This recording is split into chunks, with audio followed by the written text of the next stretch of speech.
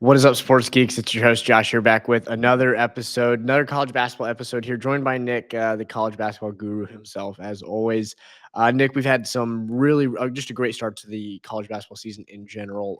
We've been covering it week by week, but we have the Feast Week tournaments going on right now as we are speaking. We were just talking Creighton's playing San Diego State in the players. I believe it's called the players era. Yep. So in Vegas. So this we've had such a great week of basketball already. So we're going to really briefly. We have some Final Four predictions coming at the end of way too early Final Four predictions, we should say, at the end of this podcast here. But let's just start off with we'll keep the players for a little bit later. Start with the battle for Atlantis. And we'll just run through who do you think should be the favorite to win this tournament here? Yeah, so I'll start off with mentioning Feast Week. Obviously, I mean, the first 3 weeks of college basketball have been fantastic. And now you're going to give us Feast Week, which has already lived up to the hype. If you watched any of the games in Maui yesterday, they were basically all four of them. Well, besides Michigan State and Colorado, at least for the first half, that game was close. 3 out of the 4 games were literally second weekend caliber games, even Elite Eight games. Like these games came down to the wire. I mean, we're looking at double digits. Teams were up, fought back, the other team won. It was fantastic. I mean, this is really the preseason of the March Madness tournament. So I mean, it's only fitting, like you said, that we do a way too early Final Four, because this literally is the ramp up to see what these teams are really made of when they're playing in these MTE tournaments out in some random beach or whatever. But yeah, so for the battle for Atlantis, I feel like there's really two teams in this that have a chance, and I think it's either going to be Gonzaga or Arizona, but I'm going to have to go with the Zags, especially considering what happened to Arizona the past week and a half. They had two really, really big games. You want to see them at least win one of them, because they could prove a point to not only the Big 12 that they're here to stay and they're ready to be a powerhouse in this conference, but to the nation that they didn't drop off after last year and everybody they had. And I thought this past week and a half was really, really disappointing for Arizona. And you look at all the other teams in the field, there's really nobody else that even lives up to the hype of those two teams. So I feel like all the firepower that the Zags have with Nemhard, Ek, I mean, it's really just there's not going to be anybody that can be able to test them, and they should probably win pretty handily. Yeah, I mean, I'm with you to an extent. I think Indiana actually is a sleeper in this tournament. I think Indiana is a team that can match up against the Zags and actually play them really well. I think it would be a little bit funny if we got an Umar Ballo against Arizona in the finals. I think that would be a little bit fun to watch. Obviously, transferring to IU from there, but I think IU has a solid team here, and they also can really clip from three. I mean, Mbakwo. I'm gonna struggle to pronounce his last name for however long I tried to. Mackenzie and Miles Rice, those guys can both clip right from three. And I think that when you have your two leading scorers that can shoot as well from three as they can, it's one thing to have like a 3-point specialist, right? Somebody that can shoot the three. It's another one to have your two leading scorers, your shot creators, be able to hit threes. We saw it yesterday with Memphis, right? When they're playing UConn. You have Tyrese Hunter, who can create off the dribble and hit it from three. That is so difficult to guard, and it can make a game like that. Just exactly what we saw yesterday with UConn is it's impossible to come back into that game for UConn when somebody is shot creating, hitting threes like that. When they came back into that game, Tyrese Hunter didn't have any points for the final 8 minutes of that game. That's why UConn was able to come back into that game. And so I think that Indiana has a little bit of an ability to do that, right? And that's what's going to need to happen, right? Mackenzie and Miles Rice are going to have to do something like that to be able to beat the Zags. But I do think Graham Ike versus against Umar Ballo, it's a good matchup for. I actually like Umar Ballo in that sense, in that situation. So I think Indiana's not a team to overlook. The Indiana Gonzaga matchup is what I'm really, really hoping for. That's going to be such a doozy of a matchup. I mean, we're going to really get to see, if this Indiana team is what they're being hyped up to be, right? They hit the portal hard. Are they able to come into this tournament, this Battle for Atlantis tournament, and actually compete against top dogs like Gonzaga and Arizona? But I like what you're saying. I completely agree. Gonzaga in Arizona are locks to be in the semis. But I think if Indiana can shoot the ball right, if they can have the correct day, if they can have the Maui rims that they were playing on yesterday, those things were soft. If they can have those rims, they might be able to give Gonzaga a run for their money. Yeah, no, I definitely agree with that. If you look at it, I mean, they have to face a Louisville team with Pat Kelsey, who has already been in a spot this year of playing a top 15 team and trying to knock them off at home, and they got blown out. So you see them come into this tournament, you're thinking, well, what can they do with it? Are they going to really live up to the hype of Pat Kelsey and what he really wants to be this year? And I don't think they will. So I think Indiana gets to the second round. But I just love the way the Zags are playing right now, and I think they stack up a lot better than against IU. But I do agree with you that Umar Balo definitely probably has the upper hand down low. But is he going to be able to consistently be out on the floor and be able to play and guard the big athletic big men that Gonzaga have without fouling? And I think that could end up being a real problem for him. Yeah. Um, yeah, no, I'm with you there. And it was a good transition there because I think let's go into the players now. You Yep. talk about just freak athletes. Rutgers has two of the most athletic guys in all of college basketball, including Ace Bailey, who is really the only guy that can challenge Cooper Flagg to be the number one overall pick in the NBA draft next year. And I will tell you what, I watched this Rutgers team play Merrimack last week. And I kid you not, I was talking to one of my buddies and said, I wish they would play Bama so that I could just watch them get torched on the defensive end. And I pulled up their schedule and they played them a Yep. week and a half later. Yep. This Rutgers team does not defend. They do not No, defend. not at all. And it's terrible. And I think what we're going to see is it's going to be an eye-opening. I don't know what the odds are for Bama to put up 100 on them. They're going to. Unless Mark Sears shoots 2 for 15, they're going to. Like, this Rutgers team, you're playing Merrimack College. Their point guard, who's listed at 6 foot, he looked maybe 5'10". Take like 3 or 4 layups that were uncontested, where he gets half a step. Big guy switched on to him. He gets half a step, and then the big guy just lets him take a layup. You should be pinning that off the backboard. If not, you're fouling him. Like, you can't just not contest it. And this Rutgers team, the defense it's transition, you're getting beat down the court. It's in the half court, you're getting beat on a back cut. It's in the half court, you're not going after a defensive rebound. It is like every little thing that a coach would and should get upset about just didn't happen. And so that's like, for me, I'm sitting here watching this Rutgers team. I'm not so convinced that they're not going to just get absolutely blown out this week. Yeah, no, I'll be honest with you, I agree. I mean, I didn't watch any of the game on Sunday against Kennesaw State when they traveled down there and actually lost Mhm. uh, in a bye game that they just didn't need to play. I get it was like they called it a homecoming for Ace Bailey, this and that. Once again, it's one of those games you just don't need to play because now you expose yourself. You have two of the top 10 or so picks in the draft, and you're going on the road to a game you don't need to play against an upset-minded Kennesaw State team, and you lose. And while yes, your two freshmen played great, the rest of your team played horrible. And like you said, they don't play defense. You look at this team and the way they play with Dylan Harper and Ace Bailey it's like an AAU team. Yep. I mean, it's sad, and I don't think it's going to translate well for them to do anything. I think especially once they get into Big Ten play, they're really going to fall back, and they'll probably be around that 8, 9, 10, maybe even higher than that. They really won't be as impressive as people thought. And I saw a stat earlier today is talking about Ace Bailey. He only has 1 assist so far through all the games that he's played in college. And I get it. He's got to score. He puts up 17 plus a game. You still got to be able to facilitate the ball because I'm telling you right now, at the next level, he's not going to be just the only go-to scorer on the NBA team. That's not how it works in the NBA. Even if you're that go-to guy, you still got to be able to pass the ball, learn how to pass the ball, not be so one-dimensional that when he's getting the ball, he's either shooting it from deep or he's driving to the lane. You got to learn how to pass. You got to learn how to play defense.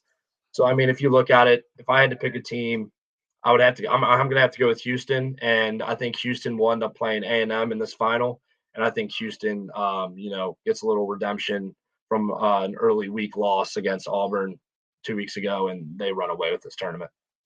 Yeah, as much as I don't want to just be I'm going to agree with you here, I am going to agree with you here.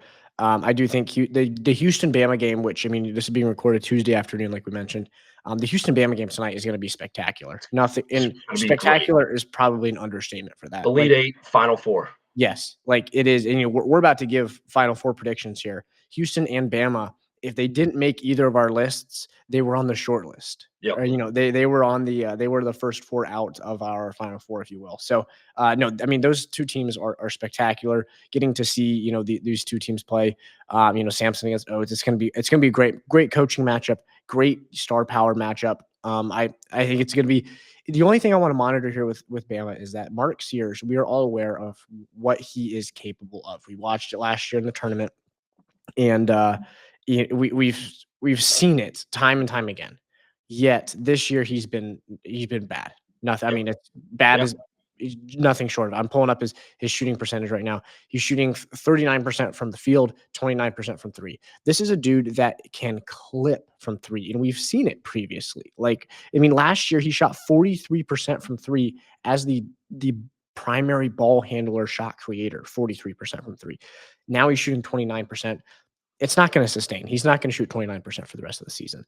But when he turns the corner, I think could be really, really important. And the sooner the better, because then you can actually start to see and develop the chemistry around him, with him performing well. So I think that's something to watch for. Obviously, tonight would be a great stage to come out of your shell and start playing like the Mark Shears we all love and remember. But it'll be interesting to monitor that. Yeah, I didn't really love the fact that in their game against Illinois, he decided that with 10 or so minutes left, he just wasn't going to play. He, told Nate Oates, leave them in. They're playing well. You are the senior captain, All American on this basketball team. I don't care if you're not scoring. That's not what college basketball. It's not what basketball in general is about.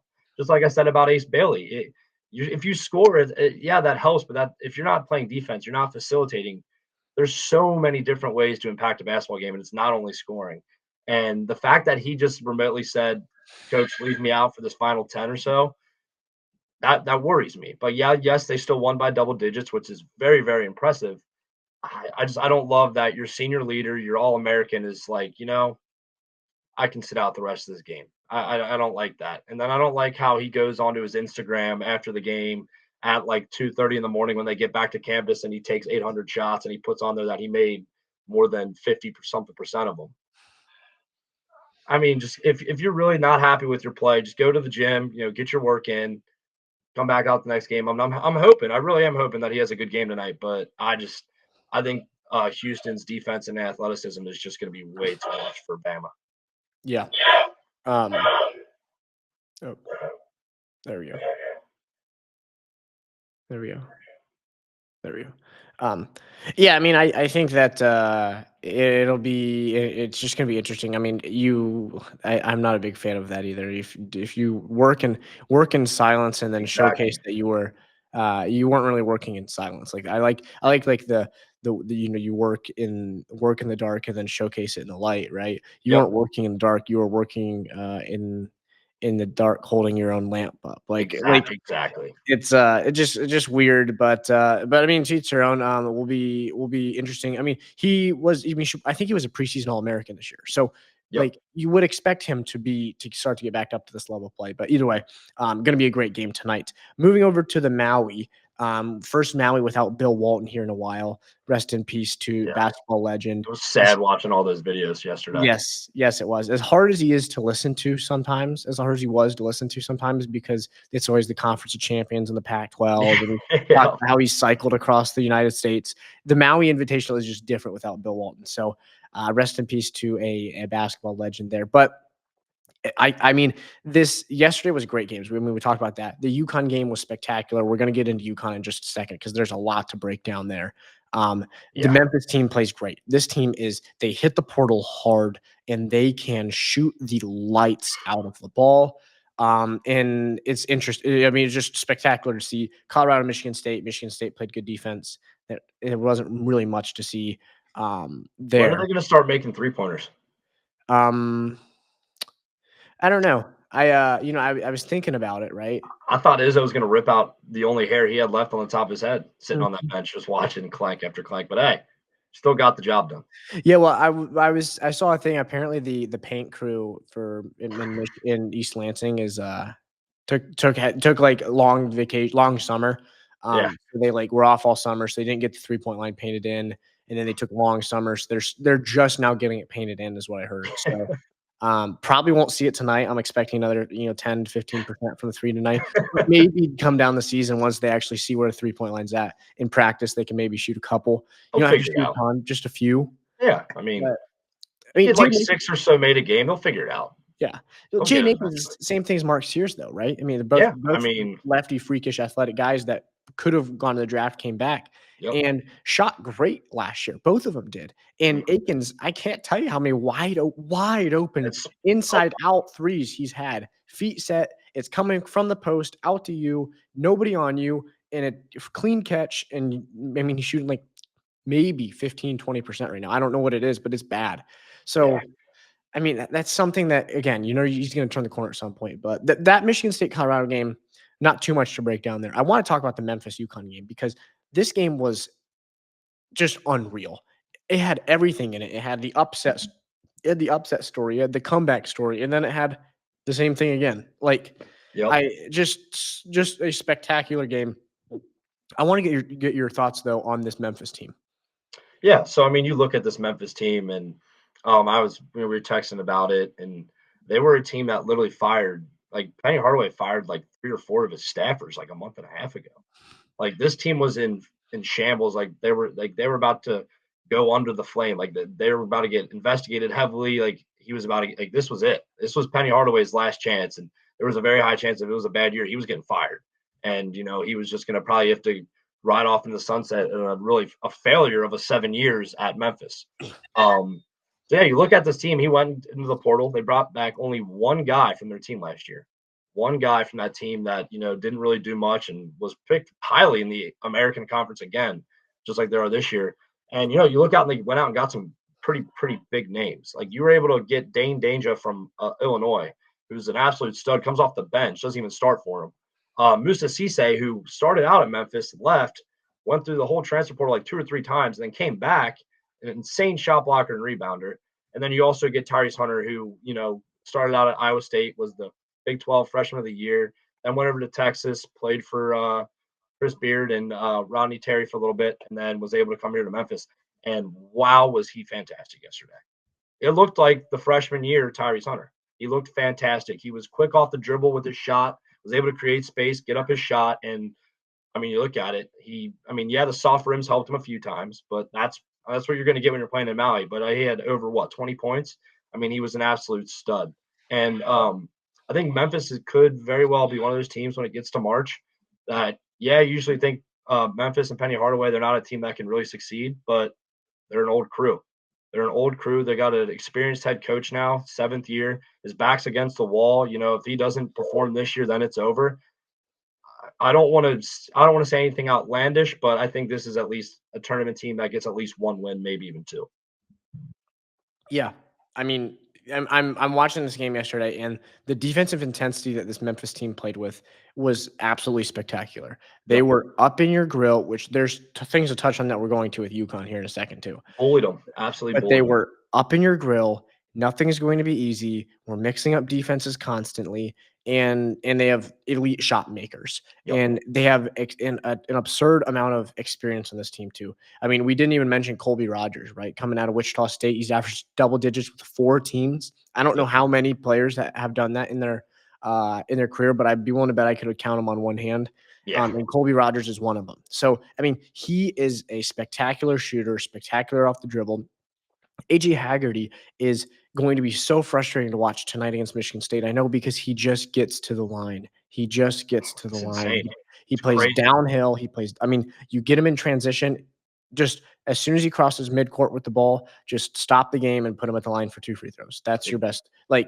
That's because it's what's going to happen, right? He's going to, that's exactly what's gonna happen. yeah. And there's a difference between putting your head down and just driving to the rim and being a like, controlled downhill.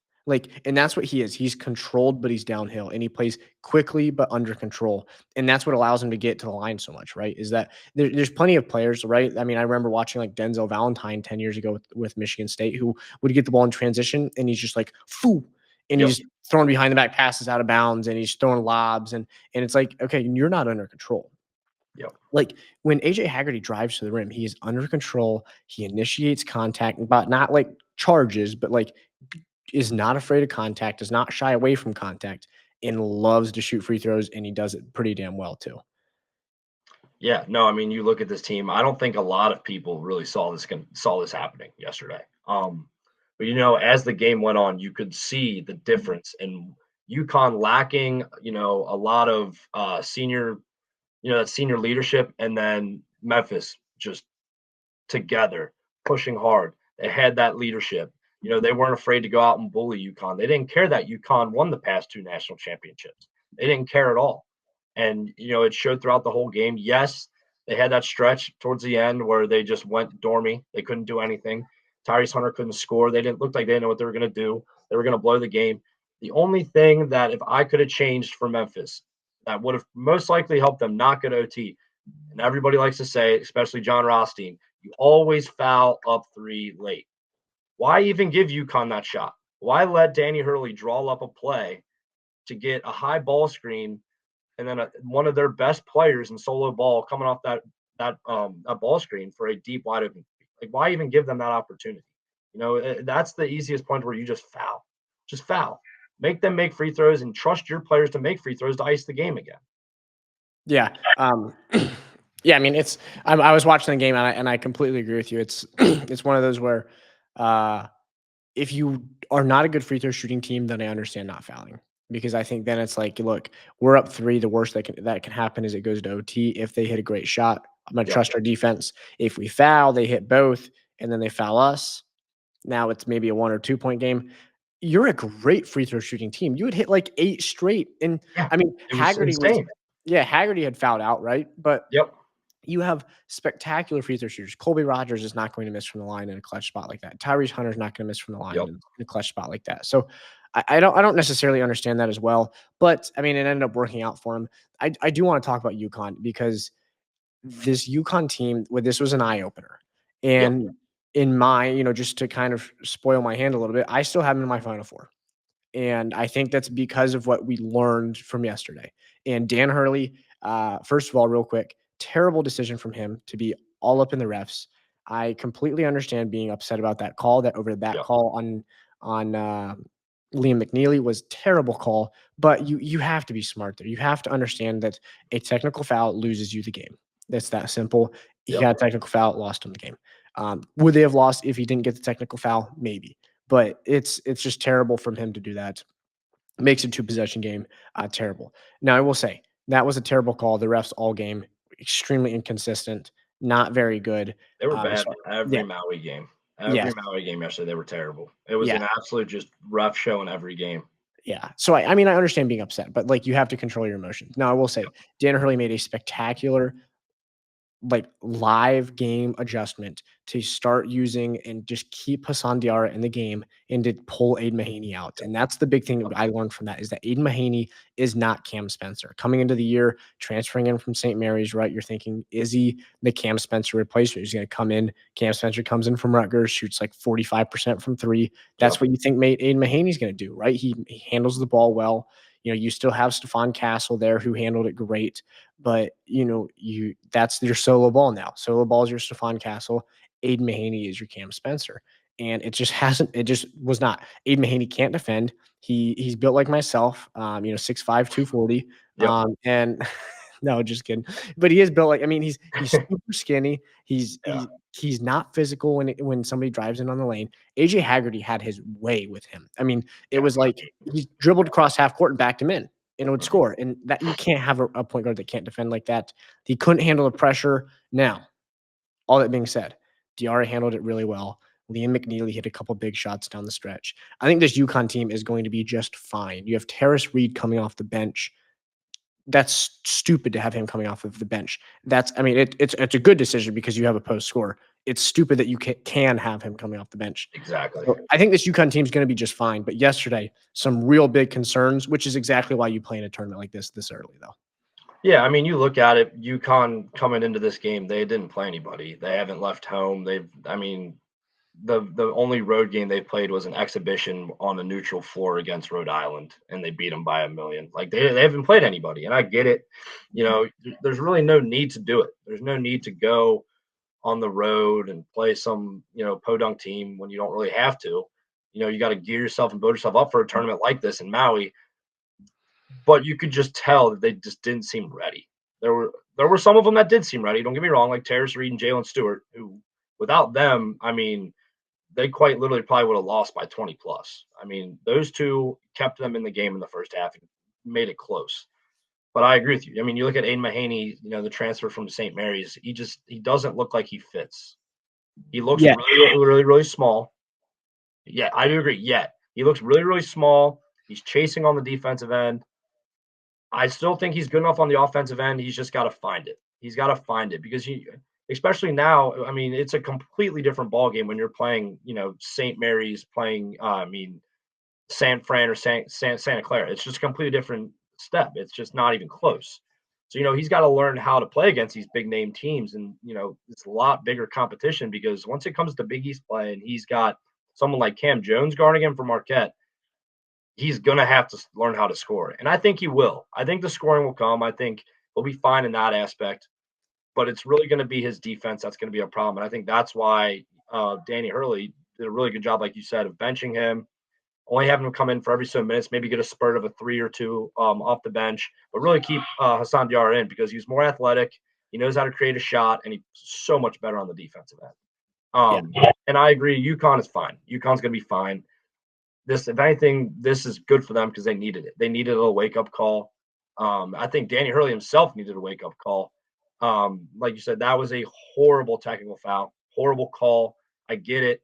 You can't do that. You got to learn to keep your composure. I know he was getting after the refs the whole 45 minutes of the game. He was.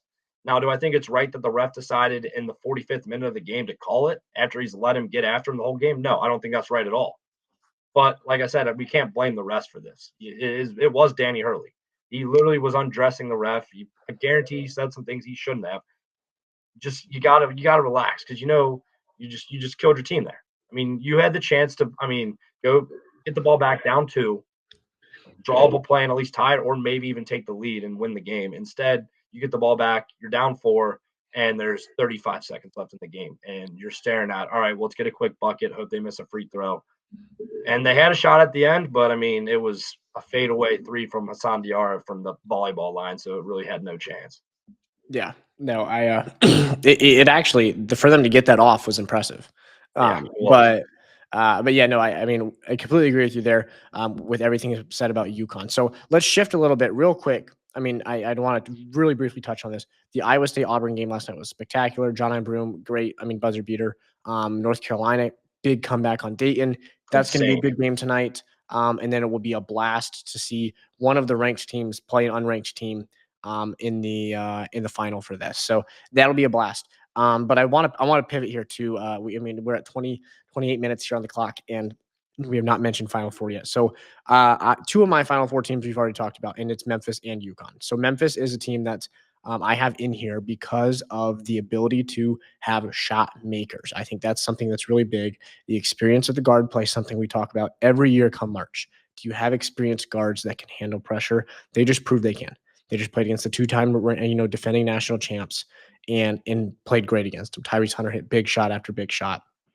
Diarra is a spectacular defender, but let's not forget that Tyrese Hunter had that series of 2 or 3 moves that he put on him that had Diarra touching earth while he was shooting an open jumper. So, I mean, you have spectacular shot makers.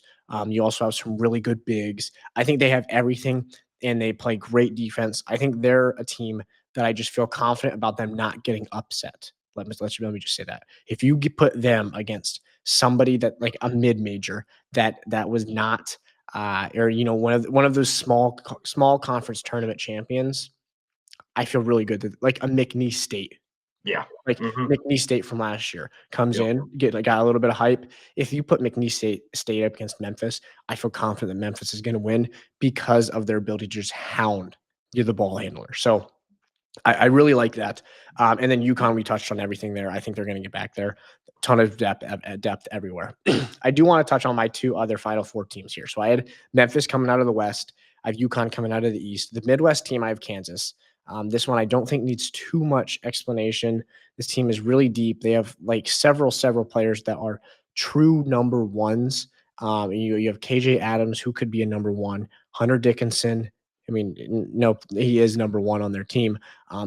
Jersey wise and option wise, he's number one. AJ Stewart was number one last year with Wisconsin. You have enough pieces there that I think that you have Rylan Griffin coming off the bench. That's insane. You have a lot of pieces there, a lot of depth, and I think Bill Self is kind of up against the ropes here in the sense that not that he's on the chopping block, but this is the most talented team he's had in a very long time. You need to be in the Final Four. You have to. So I think for him, we're going to see really motivated Bill Self and just Kansas Jayhawks team come tournament time. In my final team, I'm just going to rattle off all four here, and then I'll turn it over to you for all 4 years. My final team here is a blue blood, but I don't think it's like a blue blood that a lot of people would are picking as of now. It's Kentucky. And I think that if you're picking a blue blood, a lot of people will go with obviously your Kansas. You're going with your Dukes because of Cooper Flag. I'm going Kentucky. I think the Mark Pope in this team, it is so impressive to me that of their top 6 leading scorers, or of their top 7 rather, 6 of them are shooting 38% or higher from three. The only one that's not is their center, who has not attempted a three. So this team can absolutely clip from three. You also have the best three-point shooter in the nation in Kobe Bray on your team, who we've talked about in previous episodes. And Mark Pope is a spectacular coach. I think once you come tournament time, you start to see those situations like what we saw at the end of that Kentucky Duke game, where Mark Pope is drawing up a defensive play for when Cooper Flag dribbles left and spins back right, we are doubling and rip the ball out of his hands. That sort of IQ from a coach, to have the IQ and just the balls, the audacity to call that, to tell people to go double in a close game like that, is impressive, and I think that's what wins games in March is having a coach who can manage, and when you need him to micromanage, can also micromanage. And Mark Pope can do that. They also have experience coming off their hoo-ha. Every single player here is either a 4th or a 5th year in their lineup, so they have so much experience. They can absolutely clip from three. They have several scorers, and they have a great coach. I think that has Final Four written all over it. Yeah, no, I like all those picks. I like the Memphis one. That's a good dark horse pick right there. So for my Final Four, it's pretty chalky, but it's a way too early. So I'm looking at what I've seen so far, not what I really think is gonna happen later on. And I went off of Joe Lenardi's bracketology, and honestly, it's not as chalky as you would think, but it's Houston, Gonzaga, Auburn, and Kentucky. And the only Gonzaga and Auburn were 1 seeds, but Houston was actually a 3 in this rendition, which I think is ridiculous. But if you're gonna give me them as a 3, I think they'll beat the 1 seed in their region, which was Tennessee, and then give me Kentucky as the 2, beating Duke again, who would be the 1 seed in the Elite Eight to go to the Final Four. We touched on Houston. They play an insane brand of defense. They are defense, defense, defense. But this year, seeing it more now than ever, they can shoot. They can shoot the ball from outside. And it showed against Auburn. They can shoot. Yes, they lost, but that game was fantastic. You could tell that they had a little bit more on the offensive end than they've had in past years. And then obviously Gonzaga speaks for themselves. They love to get up and down. They love to run. They beat the hell out of Baylor on opening night. They absolutely just punish teams. They're insanely athletic, 1 through 5. They almost switch one. I think they switch 1 through 4. Then you go to Auburn. That's a team who I think is going to win the Maui. They are fantastic. They came back from down 16 against Iowa State yesterday. John I. Broom and Pettiford, studs. You look at this team and they play together. Chad Baker-Mazara didn't play most of the first half last night against Iowa State, comes into the second half and hits some massive 3-point shots and, really facilitates that offense because they got to go out and guard him. And he's able to cut and find Janai, on the opposite side for an open 3, or even Pettiford slashing to the rim. And then you look at my final and last team, Kentucky. I agree. I think there's a very high chance that Kentucky will maybe slip up a few times this year, and you'll see them at like a 3 or a 4 seed. I don't think any higher than that. and they'll be a dark horse team that a lot of people pick in that seed line of like 4 to 6, let's say. They're really really good, and like you picked with Memphis, they're another team that is so senior leadership. They have the veterans on the team. They have the experience. They know how to play as a unit, and it's fantastic what Mark Cribb has done with this team. You know, everybody looked at them. They were ranked like 20th or 21st to start the season. People were like, all right, we'll put them in there because the Kentucky brand name. They didn't think what they knew what was going to come with this team, and they're fantastic. I think that they have a legitimate shot, especially with Jackson Robinson. He hasn't even played his best yet. He hasn't played like he did at BYU. If they get the same guy that was playing at BYU like he did in the tournament, he had like 30 points against Duquesne, they're going to be damn near unstoppable. So I think Houston, Gonzaga, Auburn, Kentucky are going to be my Final Four, and I think we get a Houston Kentucky championship. And I'm gonna ride with Houston. I think I'm gonna take Houston to win it all. I love it. I love it. Yeah, I mean, Houston's also a team, right? You kind of have struggled in the last, not struggled in the last year or two, but not lived up to the hype in the tournament. And when it comes to the year or two, right? Losing to Duke Yep. last year, and so I think that it's going to be fun come tournament time. But we've gotten to see so many good games. We have Houston, Bama tonight. We also have Kansas, Duke tonight. I mean, in the biggest game of them all, Michigan State, Colorado. So, Yep. not And you really, got but don't forget you got Auburn, Carolina as well. yeah, I mean, it is insane. You will not find me anywhere. I'm back home in Ohio with my sisters. They're talking about Dancing with the Stars starts at 8. I will not be in tune for Dancing with the Stars, in case you're wondering. But no, dude, I everything is about Kentucky. I love. My final comment before we close this real quick. Kobe Bryant. I could watch him shoot threes. I don't know if this is possible. I've seen these people on like my TikTok where they're like going live just shooting threes. Like, how many can I make in a row? I would watch Kobe Bryant do that for hours. He is so smooth every single time I mean, it is. I could just watch him for hours. That's my only point. And I think it was 2 weeks ago. I'd mentioned that I don't know what the national record is for 3-point percentage in a season, but I have a feeling he might be able to break it, whatever it is. He's currently shooting 74% It's on insane. 27 attempts. He's 20 of 27 this year. Ah, I don't know what to say, but that's all I got about Kobe Bryant and Imagine if Dayton still had him. yeah. That's a top 10 team. Yeah, well, North Carolina doesn't win that game last night, I can tell you Yeah, that. it's a top 10 team if Kobe Bryant is still a Dayton Flyer. Yes, absolutely agreed.